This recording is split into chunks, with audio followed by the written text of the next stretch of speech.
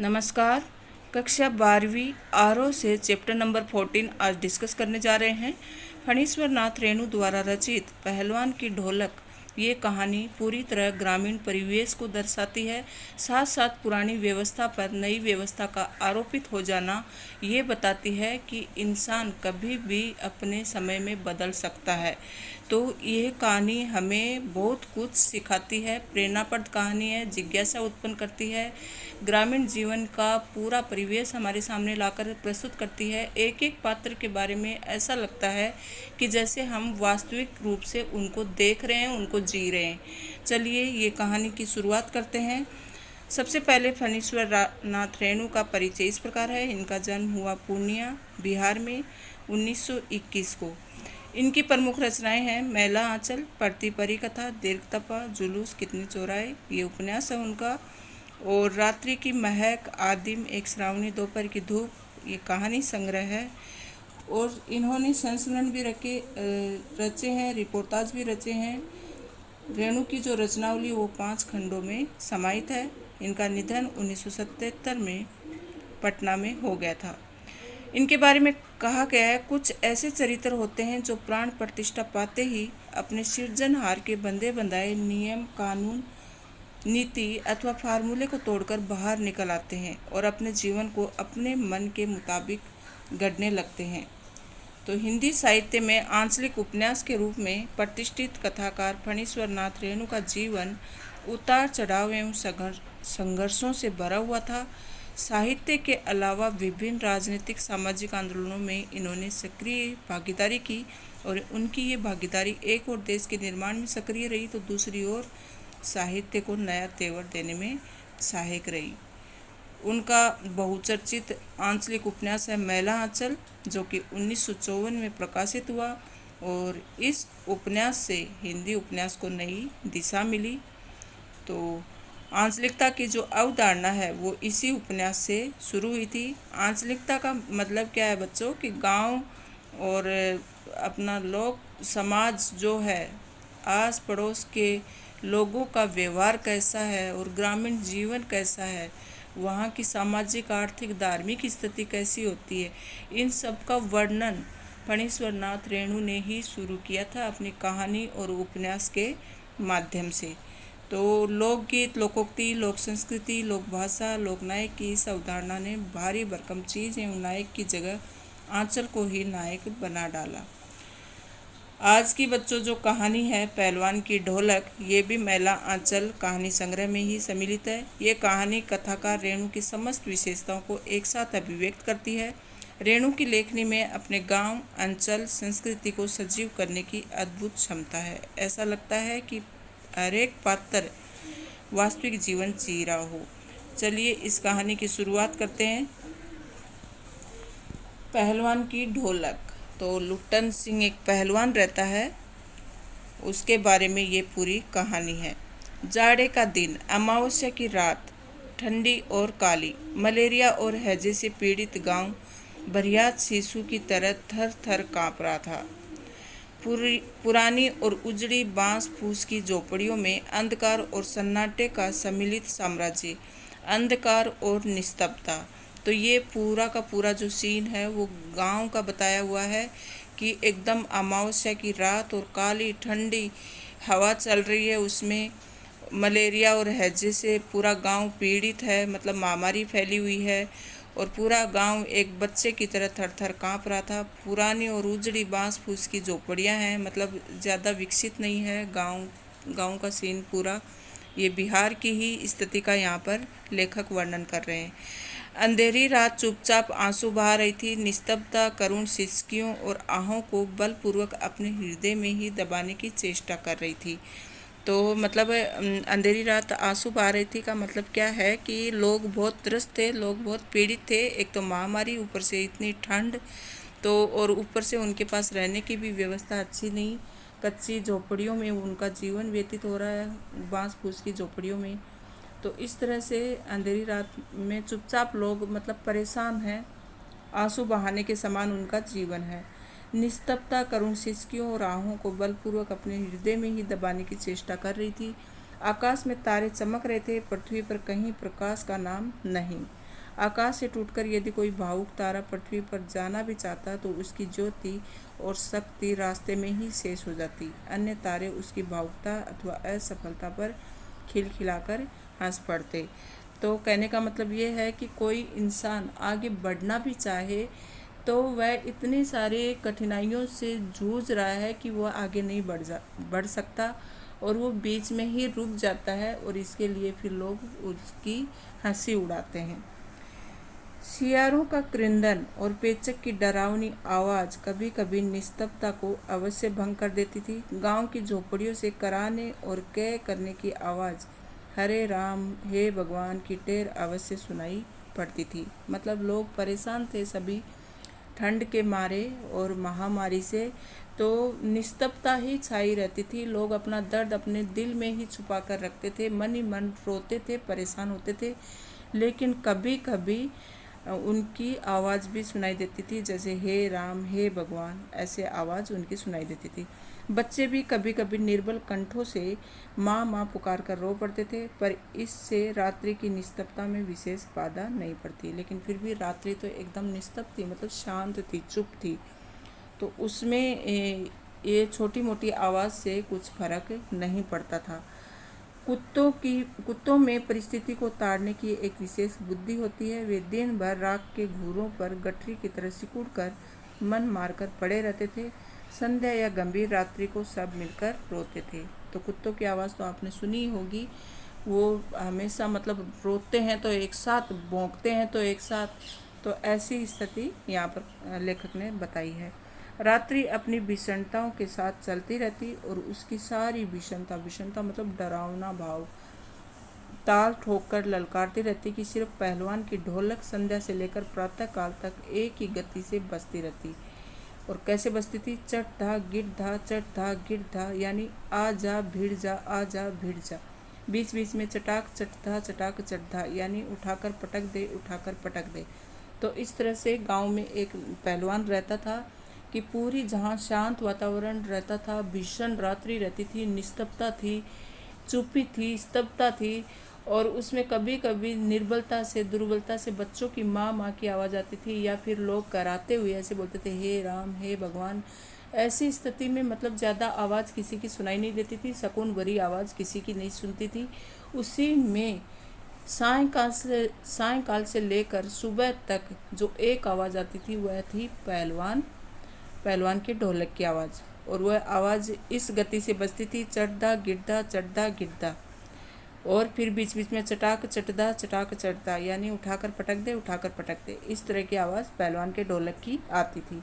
यही आवाज़ मृत गांव में संजीवनी शक्ति बढ़ती रहती थी। लुटन सिंह पहलवान। तो ये आवाज़ ऐसी थी कि जो कि गांव वालों में उत्साह का संचार करती थी, और ऐसे लगता था मानो सारे गांव वाले एक मृत जीव की तरह हैं, उनमें कोई जान ही नहीं है, उनमें कोई उत्साह ही नहीं है, जीने की कोई इच्छा ही नहीं है। ये एक पहलवान की ढोलक की आवाज़ ऐसी थी कि सभी गांव वालों में संजीवनी बूटी का काम करती थी। यूँ तो वह कहा करता था, लुटन सिंह पहलवान को होल इंडिया भर के लोग जानते हैं। ये है लुटन सिंह पहलवान। देखो इसके ढोलक से किस तरह की आवाज़ आती थी, यहाँ पर दिया हुआ है, चढ़दा गिरदा, चढ़दा गिरदा, आजा बिरजा, आजा बिरजा। मतलब अपने मन में एकदम मजबूत इंसान जो कि ढोलक के माध्यम से अपने उत्साह को बाहर निकाल रहा है, किंतु उसके होल इंडिया की सीमा शायद एक ज़िले की सीमा के बराबर ही हो। ज़िले भर के लोग उसके नाम से अवश्य परिचित थे। तो वह अपने आप को समझता था कि मुझे पूरी दुनिया जानती है, पूरा इंडिया जानता है, लेकिन उसको जानने और पहचानने वाले लोग जो थे वो सिर्फ उसके डिस्ट्रिक्ट के ही थे, उसके ज़िले के ही थे।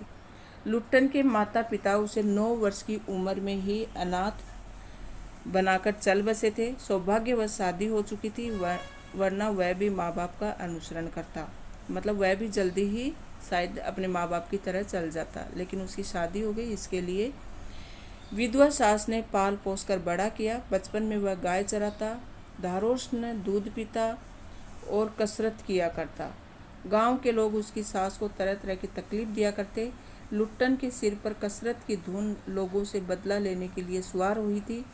नियमित कसरत में ने किशोरावस्था में ही उसके सीने और बाहों को सुडौल तथा मांसल बना दिया था।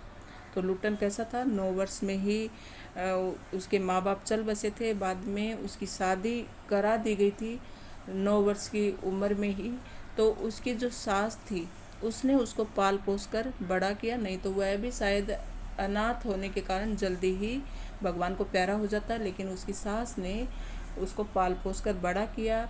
वह बचपन से ही गाय चराता था, दूध पीता था और कसरत करता था। और गांव वाले लोग उसकी सास को तरह तरह की तकलीफ देते थे, लेकिन फिर भी वह उसके पालन पोषण में उसकी सास ने कोई कसर नहीं छोड़ी। तो लुट्टन जो था उसको कसरत करने का बहुत शौक था। तो उसके लिए वह नियमित रूप से कसरत करता और कसरत करने के कारण उसके जो बाएं हैं बहुत मजबूत और शरीर एकदम सुडौल दिखने लगा था। जवानी में कदम रखते ही गांव में सबसे अच्छा पहलवान समझा जाने लगा। लोग उससे डरने लगे और दोनों हाथों को दोनों ओर 45 डिग्री की दूरी बनाकर फैलाकर पहलवानों की भांति चलने लगा। ये कुश्ती भी लड़ता था। तो इस तरह का उसका व्यक्तित्व था कि एकदम लोग भी उससे डरने लगे थे और सही में वह पहलवान के जैसे दिखने लगा था और कुश्ती लड़ता था, पहलवानी करता था। आगे बताया कि एक बार वह दंगल देखने श्यामनगर मेला गया। दंगल क्या होता है बच्चों, जहाँ पर दो पहलवानों की भिड़ंत होती है। तो ऐसी जगह वह श्यामनगर मेला के अंदर दंगल हो रहा था, वो देखने गया। पहलवानों की कुश्ती और दांव पेच देखकर उससे नहीं रह गया। जवानी की मस्ती और ढोल की ललकारती हुई आवाज़ ने उसकी नसों में बिजली उत्पन्न कर दी। मतलब एकदम से उत्साह जाग गया जैसे ही उसने देखा। जिस काम को कोई इंसान करना चाहता है और उस काम का अवसर अगर उसको मिल जाए तो उससे नहीं रहा जाता, वह और गति से उस काम को करना चाहेगा। तो यही हुआ पहलवान ढोलक इसके पहलवान के साथ, लुट्टन पहलवान के साथ। उसने जैसे ही मेले में पहलवानों की कुश्ती देखी तो उससे नहीं रहा गया और उसकी नसों में एकदम बिजली सी कौंध गई। उससे बिना कुछ सोचे समझे दंगल में शेर के बच्चे को चुनौती दे दी।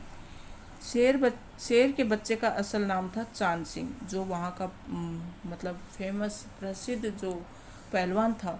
उसको शेर का बच्चा कहते थे क्योंकि वह बहुत बार जीत चुका था और उसका नाम क्या था, चांद सिंह। वह अपने गुरु पहलवान बादल सिंह के साथ पंजाब से पहल श्यामनगर मेले में आया था। सुंदर जवान, अंग प्रत्यंग से सुंदरता टपक रही थी।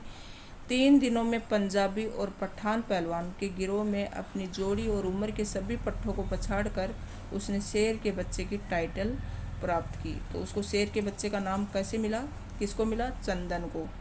तो उसके पिता का क्या नाम था, बादल सिंह।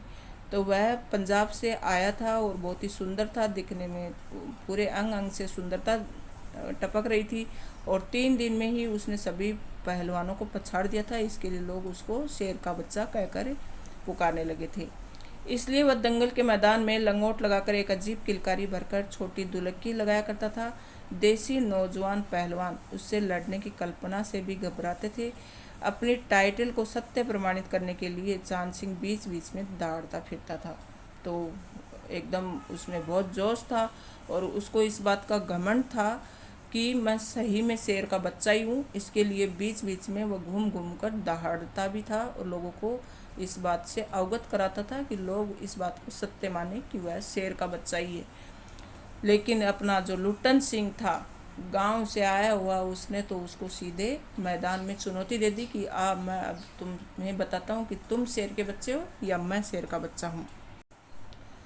हाँ, तो आगे बच्चों, श्यामनगर के दंगल और शिकार प्रिय वृद्ध राजा साहब उसे दरबार में रखने की बात कर ही रहे थे कि लुट्टन ने शेर के बच्चे को चुनौती दे दी और सम्मान प्राप्त चांद सिंह पहले तो किंचित उसकी स्पर्धा पर मुस्कुराया, फिर बाज की तरह उस पर टूट पड़ा। तो चांद सिंह को लग रहा था कि ये क्या मुझसे मुकाबला करेगा, तो इसलिए वह कुटिल हंसी हंसा और बाद में उस पर टूट पड़ा। शांत दर्शकों की भीड़ में खलबली मच गई। पागल है पागल, मरा है मरा मरा। वह वारे बहादुर लुट्टन बड़ी सफाई से आक्रमण को संभाल कर निकल कर उठ खड़ा हुआ और पैंतरा दिखाने लगा। राजा साहब ने कुश्ती बंद करवा कर लुट्टन को अपने पास बुलवाया और समझाया। अंत में उसकी हिम्मत की प्रशंसा करते हुए 10 रुपये का नोट देकर कहने लगे, जाओ मेला देखकर घर जाओ। तो वहाँ का जो राजा था उसने कुश्ती बंद करवा दी कि कहीं कुछ मार धाड़ ना हो जाए और लुट्टन को मार ना खानी पड़े, इसके लिए कुश्ती ही बंद करवा दी और उसे 10 रुपये का नोट देकर कहने लगे जाओ मेला देख आओ। नहीं सरकार लड़ेंगे, हुक्म हो सरकार, आपका हुक्म चाहिए, हम लड़ेंगे, हम लड़ने को तैयार हो। तो राजा ने कहा तुम पागल हो, जाओ।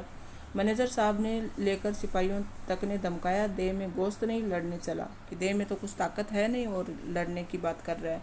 शेर के बच्चे से सरकार इतना समझा रहे हैं। तो बोले कि तुम शेर के बच्चे से लड़ोगे? दुहाई सरकार, पत्थर का माथा पटक कर मर जाऊंगा, मिले हुकुम। वह हाथ जोड़कर गिड़गिड़ाता रहा। अब पहलवान तो पहलवान, उसके मन में तो सिर्फ रग रग में कुश्ती करना लिखा था, तो वह कैसे किसी से हार मान लेता। तो उसने तो ठान ली थी कि मैं इस शेर के बच्चे को हरा कर ही रहूँगा, बस सरकार मुझे हुक्म दे, राजा मुझे हुक्म दे। तो बोले कि मैं मर जाऊँगा लेकिन लड़ूंगा ज़रूर। भीड़ अधीर हो रही थी, मतलब धैर्य नहीं था, भीड़ में व्याकुल हो रही थी। बाजे बंद हो गए थे। पंजाबी पहलवानों की जमायत क्रोध से पागल होकर लुट्टन पर गालियों की बौछार कर रही थी। दर्शकों की मंडली उत्तेजित हो रही थी। कोई कोई लुट्टन के पक्ष में चिल्ला उठता था, उसे लड़ने दिया जाए। तो लुट्टन का पक्ष ले रहे थे कोई कोई कि इसको लड़ने दो। और जबकि जो भीड़ थी, जिसको शेर का बच्चा कहा गया, चांद सिंह को, उसके जो पक्षधर थे वो क्रोधित थे। किस पर? लुट्टन पर, क्योंकि लुट्टन ने उसको चुनौती दी थी। अकेला चांद सिंह मैदान में खड़ा व्यर्थ मुस्कुराने की चेष्टा कर रहा था। पहली पकड़ में ही अपने प्रतिद्वंदी की शक्ति का अंदाजा उसे मिल गया था। विवश होकर राजा साहब ने आज्ञा दे दी, लड़ने दो। बाजा बजने लगा। दर्शकों में फिर उत्तेजना फैली, कोलाहल बढ़ गया। मेले के दुकानदार दुकान बंद करके दौड़े। चांद सिंह की जोड़ी चांद की कुश्ती हो रही है। तो इस तरह से लोगों ने बोलना शुरू किया। लोगों में बहुत उत्तेजना आ गई, एकदम से शोर शराबा बढ़ गया। फिर शुरू हुआ चढ़दा गिरदा चढ़दा गिरदा। भरी आवाज़ में एक ढोल को जब अब चुप था बोलने लगा, ढाक ढिन ढाक ढिन ढाक ढिन, अर्थात वाह पट्टे वाह पट्टे। लुट्ठन को चांद ने कस कर दबा लिया था। अरे गया गया। दर्शकों ने तालियां बजाई। हलवा हो जाएगा, हलवा, हंसी खेल नहीं है, शेर का बच्चा है बच्चू। तो इस तरह लोगों ने लुट्टन को हिमायत दी कि अरे तुम्हारा तो हलवा हो जाएगा, ये शेर का बच्चा है, कोई छोटा बच्चा नहीं है। तो फिर चट गिरदा चट गिरदा चट गिरदा, मत डरना मत डरना मत डरना, अपनी ढोलक की तान उसकी शुरू थी। लुट्टन की गर्दन पर कोहनी डालकर चांद चित करने की कोशिश कर रहा था। वहीं दफना दे बहादुर बादल सिंह अपने शिष्य को उत्साहित कर रहा था। तो बादल सिंह जो चांद सिंह का पिता था, गुरु था, उसने बोला कि इसको यहीं पे दफना दे। वह अपने बच्चे को उत्साहित कर रहा था, अपने शिष्य को उत्साहित कर रहा था। लुट्टन की आंखें बाहर निकल रही थी, उसकी छाती फटने फटने को हो रही थी। राजमत बहुमत चांद के पक्ष में था। सभी चांद को शाबाशी दे रहे थे। लुट्टन के पक्ष में सिर्फ ढोल की आवाज़ थी। लुट्टन के मन में सिर्फ ढोल की आवाज़ बज रही थी, चढ़ता दिखता चकता दिखता, उठा दे पटक दे उठा दे पटक दे, यही उसके दिमाग में चल रहा था। तो वह सिर्फ ढोल की आवाज़ के साथ ही उसको कुश्ती में हराने की कोशिश कर रहा था, जबकि पूरी जनता और उसके गुरु, उसके चेले सब चांद सिंह के पक्ष में थे। जिसकी ताल पर वह अपनी शक्ति और दांव पेच की परीक्षा ले रहा था, अपनी हिम्मत को बढ़ा रहा था। अचानक ढोल की एक पतली आवाज़ सुनाई पड़ी, ढाक दिना तिरकट दिना ढाक दिना तिरकट दिना। लुट्टन को स्पष्ट सुनाई पड़ा, ढोल कह रहा था, दांव काटो बाहर हो जा, दांव काटो बाहर हो जा। उसको मतलब अपने ढोलक से सब संकेत मिलते थे कि अब क्या करना, अब क्या करना है। तो इतनी देर से चढ़दा दिखदा चढ़दा गिरदा चढ़दा गिरदा की आवाज़ उसके मन में चल रही थी, लेकिन अब एक पतली सी आवाज़ उसके मन में चली ढोलक की। वो क्या थी? धाक दिना तिरकट दिना धाक दिना तिरकट दिना, मतलब बाहर हो जा दांव काटो, बाहर हो जा दांव काटो। लोगों के आश्चर्य की सीमा नहीं रही। लुट्टन दांव काटकर बाहर निकला और तुरंत लपककर उसने चांद की गर्दन पकड़ ली। वाह रे मिट्टी के शेर, अच्छा बाहर निकला है, इसलिए तो जनमत बदल रहा था। तो जनता बोल रही थी कि अच्छा इसलिए बाहर निकल आया ये। मोटी और भोंडी आवाज़ वाला ढोल बज उठा, चटाक चटदा उठा पटक दे उठा पटक दे। लुट्टन ने चालाकी से दांव और जोर लगाकर चांद को जमीन पर दे मारा। ढिना धिना धिना धिना धिक धिना, अर्थात चित करो चित करो। तो इस तरह से ढोलक की जो आवाज़ थी उसके सहारे वह उसको उसके साथ दांव पेच खेल रहा था, और अंत में जब ये आवाज़ निकली धिना धिना धिक धिना, तो उसने समझ लिया कि अब इसको चित करना है।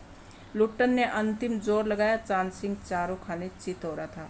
धा गिड़ धा गिड़गिड़ धा गिड़गिड़ धा गिड़गिड़, वाह बहादुर वाह बहादुर वाह बहादुर।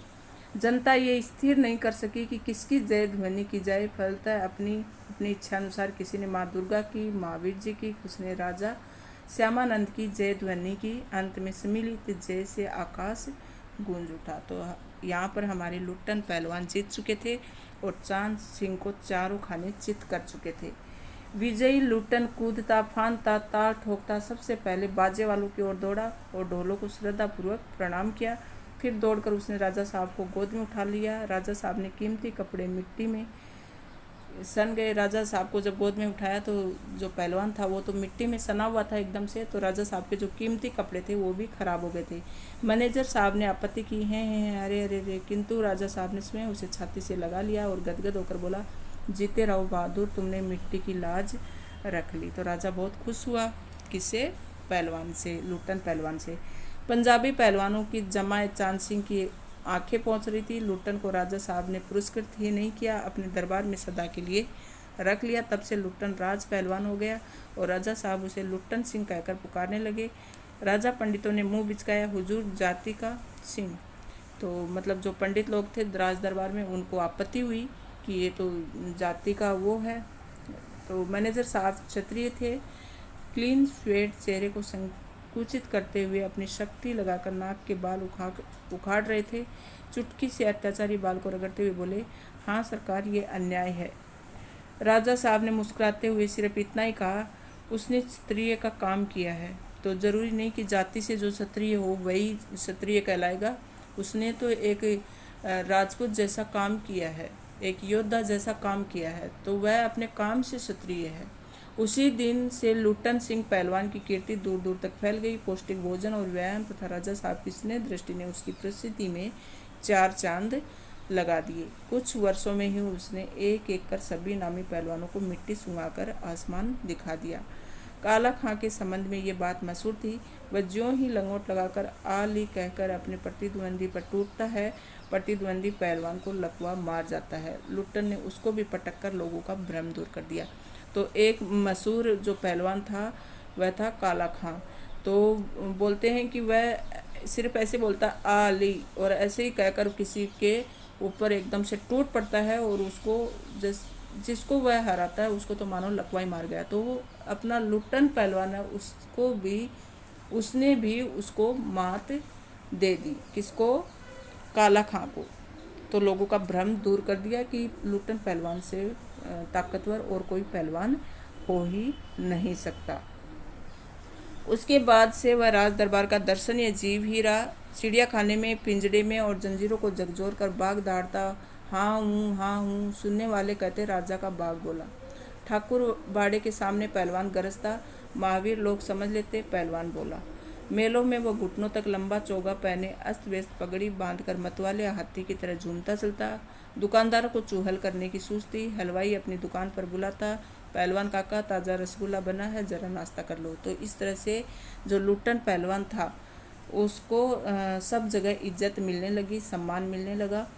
पहलवान बच्चों की स्वाभाविक सी हंसी हंसकर कहता, अरे तनी मनी काहे, ले आओ 1.5 सेर, और बैठ जाता। मतलब कहता कि इतने एक दो रसगुल्ले से मेरा क्या होगा, मैं तो कम से कम 1.5 सेर खाऊंगा।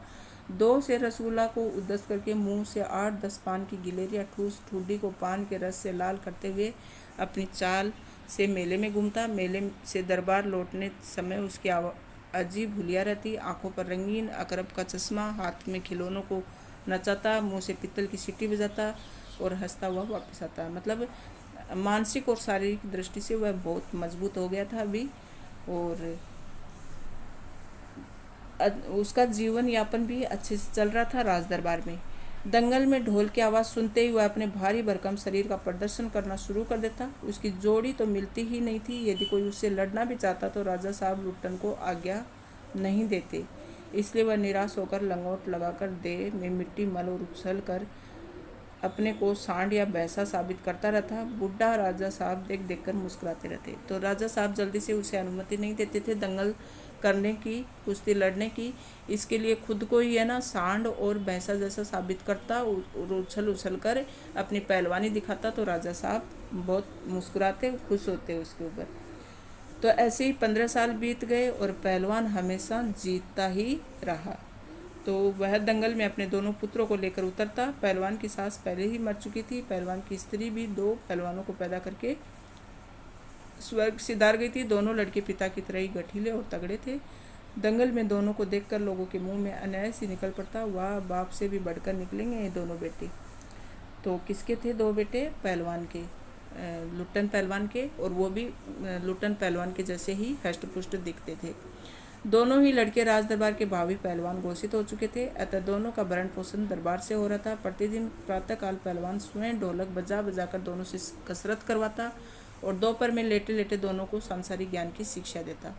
समझे, ढोलक की आवाज़ पर पूरा ध्यान देना। हाँ, मेरा गुरु कोई पहलवान नहीं, यही ढोल है, समझे। ढोल की आवाज़ के प्रताप से मैं पहलवान हुआ। तो इस तरह से अपने बच्चों को समझाता है कि मेरा कोई गुरु नहीं था, लेकिन मैं तुम्हें समझा रहा हूँ कि हमेशा ढोलक की आवाज़ पर पूरा ध्यान देना। कि मैं कभी भी दंगल करता था तो मैं ढोलक ही मुझे शिक्षा देता था, मुझे संकेत देता था, और वो ढोलक के प्रताप से ही मैं पहलवान बना। दंगल में उतरकर सबसे पहले ढोलों को प्रणाम करना, समझे। तो इस तरह से वह अपने दोनों बच्चों को शिक्षा देता था। किंतु उसकी शिक्षा दीक्षा सब किए कराए पर एक दिन पानी फिर गया। वृद्ध राजा स्वर्ग सिधार गए। नए राजकुमार ने विलायत से आते ही राज्य को अपने हाथ में ले लिया। तो जो बूढ़ा राजा था वो चल बसे, और उसके बाद में उसका जो बेटा था वो विलायत से आया था और उसने वो पूरा अपने हाथ में ले ली शासन व्यवस्था। राजा साहब के समय शिथिलता आ गई थी। राजकुमार के आते ही दूर हो गई। बहुत से परिवर्तन हुए। उन्हीं परिवर्तनों की चपेटघात में पड़ा पहलवान भी। दंगल का स्थान घोड़े की रेस ने ले लिया।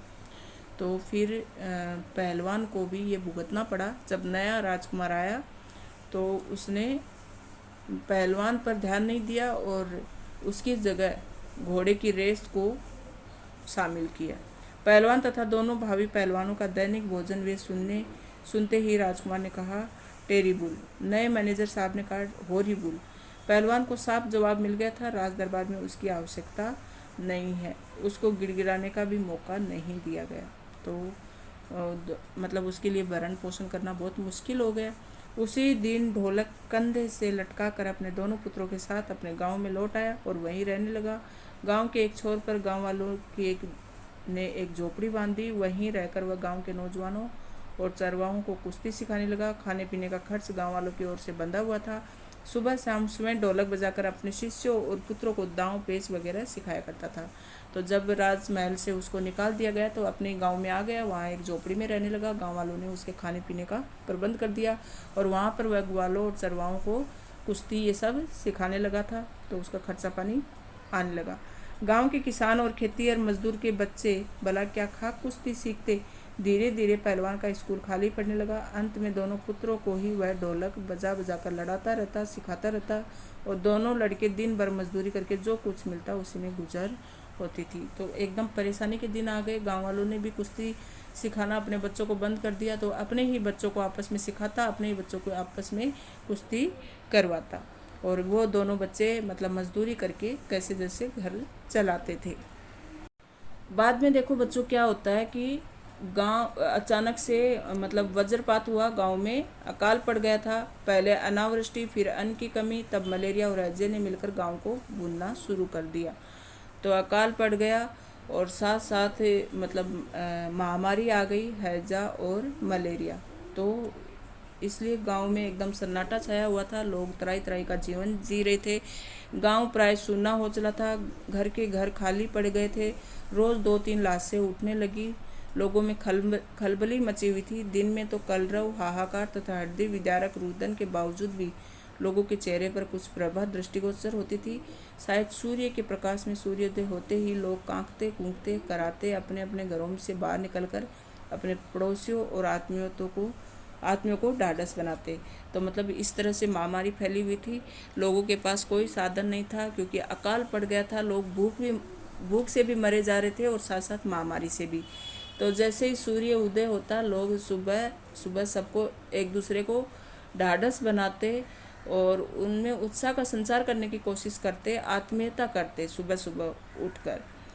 तो फिर अरे क्या करो कि रोकर दुल्हन, जो गया सो चला गया, वह तुम्हारा नहीं था, वह जो है उसको तो देखो।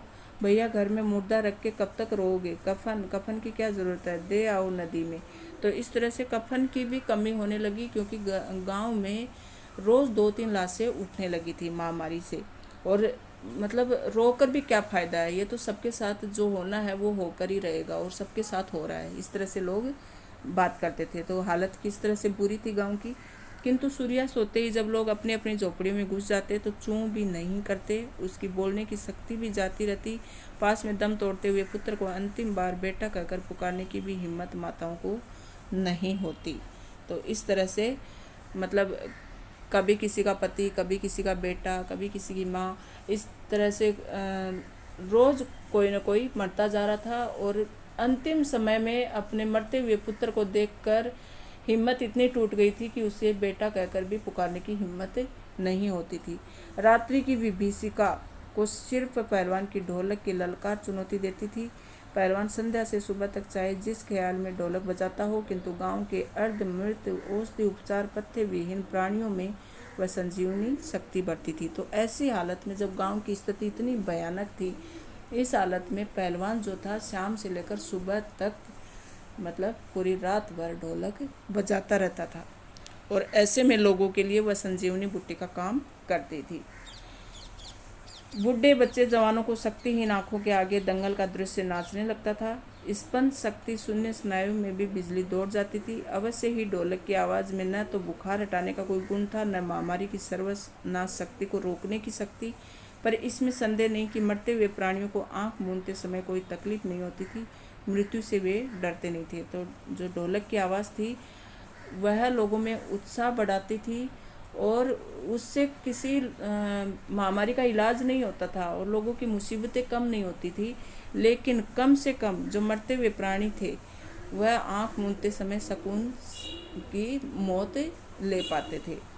जिस दिन पहलवान के दोनों बेटे क्रूर काल की चपेट घात में पड़े, असहाय वेदना से छटपटाते हुए दोनों ने कहा था, बाबा उठा पटक दो वाला ताल बजाओ। तो चटाक चढ़दा सारी रात ढोलक पीटता रहा पहलवान। बीच बीच में पहलवानों की भाषा में उत्साहित भी करता था, मारो बहादुर। प्रातःकाल उसने देखा उसके दोनों बच्चे जमीन पर निष्पंद पड़े हैं, दोनों पेट के बल पड़े हुए थे। एक ने दांत से थोड़ी मिट्टी खोद ली थी। एक लंबी सांस लेकर पहलवान ने मुस्कुराने की चेष्टा की थी। दोनों बहादुर गिर पड़े। तो इस तरह से दोनों बच्चे भी उसके काल के ग्रास में आ चुके थे, दोनों भी महामारी के काल में समा गए थे। उस दिन पहलवान ने राजा श्यामानंद की दी हुई रेशमी जांघिया पहन ली, सारे शरीर में मिट्टी मिलकर थोड़ी कसरत की, फिर दोनों पुत्रों को कंधों पर लाद कर नदी में बहाया। तो अंतिम समय भी पहलवान ने मानसिक रूप से मजबूती दिखाई और दोनों अपने मृत बच्चों को उठाकर अपने कंधों पर दोनों युवकों को और नदी में बहाया।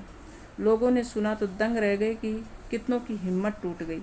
किंतु रात में फिर पहलवान की ढोलक की आवाज़ प्रतिदिन की बातें सुनाई पड़ी। ऐसा नहीं कि अपने बच्चों के साथ वह असहाय हो गया या फिर उसकी हिम्मत टूट गई, उसने हिम्मत से काम लिया और फिर से वह लोगों में उत्साह रहे। लोग मतलब रोज़ घटना ऐसी घट रही है, महामारी फैल रही है, लोगों का जीवन भीषणमय बन रहा है, ऐसी स्थिति में लोगों में उत्साह बना रहे, इसके लिए पहलवान ने अपने बच्चों का अंतिम संस्कार करने के बावजूद भी उसने हिम्मत नहीं हारी और अपना काम जारी रखा। उसने फिर से ढोलक बजाना शुरू कर दिया। लोगों की हिम्मत दुगुनी बढ़ गई। संतप्त माता पिताओं ने कहा, दोनों पहलवान बेटे मर गए, पर पहलवान की हिम्मत तो देखो, 1.5 हाथ का कलेजा है। 4-5 दिनों के बाद एक रात को ढोलक की आवाज़ नहीं सुनाई दी, ढोलक नहीं बोली। पहलवान के कुछ दिलेर, कुछ रुग्ण शिष्यों ने प्रातःकाल जाकर देखा, पहलवान की लाश चित पड़ी है। तो जब ढोलक की आवाज़ बंद हो गई तो लोगों ने जाकर देखा तो पहलवान भी समा चुके थे काल के ग्रास में। आंसू पोंछते हुए एक ने कहा, गुरुजी कहा करते थे, जब मैं मर जाऊं तो चिता पर मुझे चित नहीं पेट के बल सुलाना। मैं जिंदगी में कभी चित नहीं हुआ और चिता सुलगाने के समय ढोलक बजा देना। वह आगे बोल नहीं सका। तो तो इस तरह से एक व्यक्ति ने कहा कि जो पहलवान हैं, गुरुजी हैं, इनको मतलब पेट के बल सुलाना, क्योंकि ये अपनी ज़िंदगी में किसी से हारे नहीं, तो इनको चित नहीं करना है, मतलब इनको पेट के बल ही सुलाना है। तो इस तरह से इनका कहना था और फिर आगे वह नहीं बोल सके, क्योंकि पहलवान के लिए उन सभी को बहुत दुख था। तो आपको ये कहानी कैसी लगी और कितनी हिम्मत का संचार करती है हमारे अंदर कि कितनी मुसीबतें थी उसके जीवन में, फिर भी पहलवान ने हिम्मत नहीं हारी। अंतिम समय तक न केवल अपने लिए बल्कि दूसरे लोगों के लिए भी वे उत्साह का संचार करते रहे, दूसरों के लिए भी प्रेरणादायी बने रहे। धन्यवाद मेरे विद्यार्थी मित्रों, कहानी को पूरा अंत तक देखा आपने और बहुत अच्छे से समझा होगा। फिर भी किसी प्रकार का डाउट है तो हम प्रश्न उत्तर करते समय सारे डाउट क्लियर कर लेंगे। और आपको कैसी लगी कहानी कमेंट बॉक्स में अवश्य लिखिएगा। Thank you.